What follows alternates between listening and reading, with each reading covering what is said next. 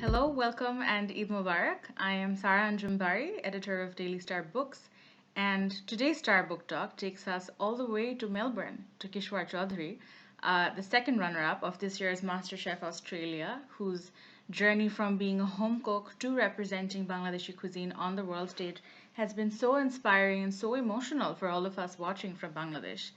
We are here today to talk about Kishwar's cooking, about the work that she's doing now, and most importantly, about her ultimate dream of having her own cookbook.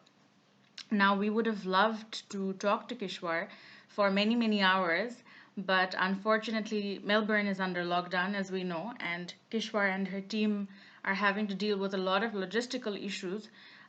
So instead of the hour, we actually have 10 precious minutes with Kishwar. However, we're very grateful for the time that she's made for us, and we cannot wait to get started. So, without further ado, I would like to welcome Kishwar Chaudhary to Star Book Talk. Hi, Kishwar. How are you? Hello, Sarah. Nice to meet you. It's so lovely to meet you. And Eid Mubarak. Did you have a good Eid? It was probably very. Um, yeah, I had a very busy Eid. We're in lockdown in Melbourne at the moment. So because of that, obviously we're all celebrating in our houses, but I've been cooking in a kitchen at Tonka, and luckily I get to cook something I would cook at home for Eid, but now everyone in Melbourne gets to have it delivered to their house.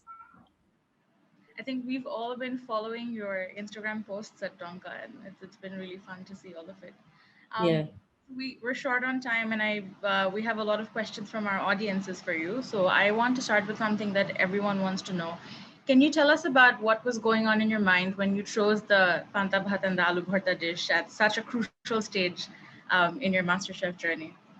So this is a really long answer, and I know that there's been a lot of press and a lot of media regarding this. I've been reading, people send me newspaper articles all the time about where this dish originates and how much it means to everyone. So I think I'm gonna, because this is a book talk, I think I'm gonna put it in my book and write my memoir about it, because it was a very crucial moment. But yes, it is a very sort of fundamental dish to who we are as Bengalis. So I just flew with it. You mentioned your book. You always mention having a cookbook as your ultimate dream. I'm Yeah. interested in why, because we're living in an age where food bloggers and videos of recipes are such a big part of our lives. Why are cookbooks still essential? And why would you want a cookbook for yourself as your ultimate dream? I think it's got a few different reasons, but I come from a printing and packaging background, and for me, books are such a special part of my life. I collect really fantastic books, and sometimes I buy books just on the look and feel of them. To me, books are very old school. There's something very romantic about books, and it is something that we pass down, we keep, and I'm very attached to the books that I have. I always give gifts of books as well. And to have my name published on a book with something that's so close to my heart would just mean everything to me. So absolutely, I have to write this book. Can you tell us which cookbooks were your favorite growing up, or if you have any Oh, that you consult right now? yeah, hundreds, literally hundreds. A few of my favorite, I think Heston at Home is a fantastic book because it takes the essence of what Heston Blumenthal is all about, but he actually applies some of his more scientific sort of kitchen wizardry to things that you could do at home. So I think that's a fantastic book to cook by. And he also takes that scary side out of molecular gastronomy. And often you find that that sort of food can be quite alienating. So I think Heston and Home is a fantastic book. Salvador Dali Oh, that actually was had beautiful. a dream of being a chef when he was 6 years old. That was his ultimate dream. He would have been 68 years old. He finally wrote this book. And it is just an amazing creation of where food meets art. I think my favorite recipe books, some of them are Ottolenghi's Jerusalem. That was one of my favorite books, especially because you're based in Dhaka. I think when the ingredients that I could use from Ottolenghi's recipe from Jerusalem, and now he has Palestine as well, are a lot of the ingredients that you can find in Bangladesh. So a lot of the pulses and grains, some of the root vegetables, I found that they were some recipes that were really easy to replicate in Bangladesh. And it really matched sort of the ingredients, but also the proteins, like the types of fish, the mackerel, those oily fishes that you get in those areas. So yeah, I think they're three of the cookbooks I would recommend. Have you started writing your own book yet? Can you I share have. that with? I have. So I've started penning down my recipes. A few of my recipes have been published in magazines and here and there, but it's sort of getting together who I am. Like coming into this, I think I changed a lot during MasterChef, and my journey sort of unfolded. So taking who I am right now and what I'm learning, even after I've left MasterChef, working with Chef Yomo, working right now in Tonka, it's getting all of those things together and putting it in that book. Can you tell us about some of the recipes that you think you might be including? Panta bhaat for one. There seems to be so much buzz about smoked rice water and why smoked rice water, and whether it's panta bhaat, but yes, smoked water is very buzzing sort of concept, and chefs are really talking about this right now. So that's one recipe I would definitely have in there.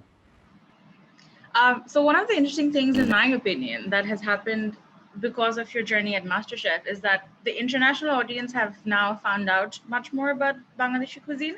But for Bangladeshis, we've kind of learned to look at our own food through a fresh perspective. We don't normally think about panta bhat a lot. So has this journey given you any fresh perspective into Bangladeshi cuisine that you didn't really think about before? I knew that there was a place for this, and I knew that that place hadn't been created yet.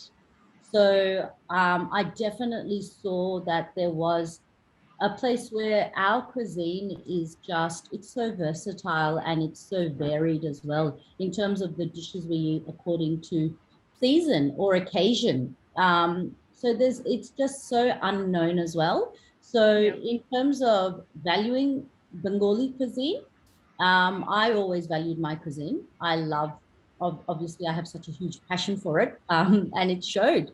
It showed in my, in my experience on MasterChef, and I spoke about it, and I researched it, and I love it so much. So, yeah, it was really great sharing that. And I think, like you said, more people looking inward rather than outward as to um, how our cuisine plays a part and how we can take this cuisine and share it or reinvent it or reimagine it and keep it alive.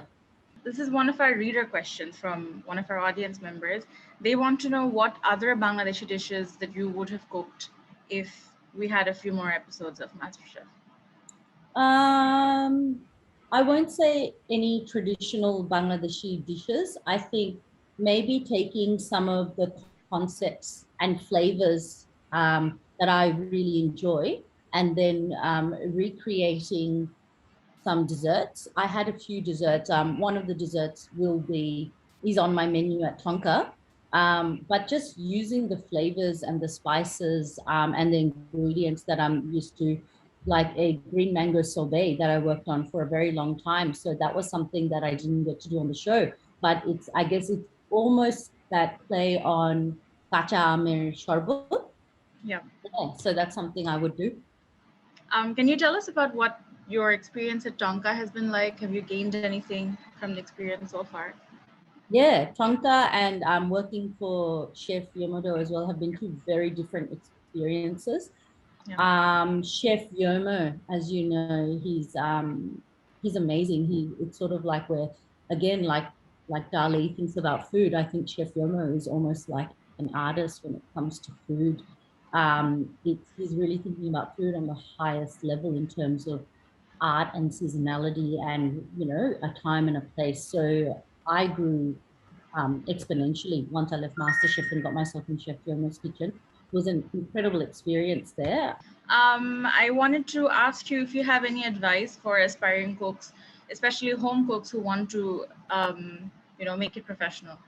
So if you're serious about a career in food, I would say get some sort of formal training. There are fantastic culinary schools in close proximity to Dhaka, like I think there's Le Cordon Bleu in Thailand. And if not, the most important thing is to get yourself into a kitchen, to get yourself into a professional kitchen, to train with people in that arena. It's really important to get yourself into a professional kitchen and train and just follow that through. I think that's what I would give. That's the advice I would give to young budding chefs. Okay, great.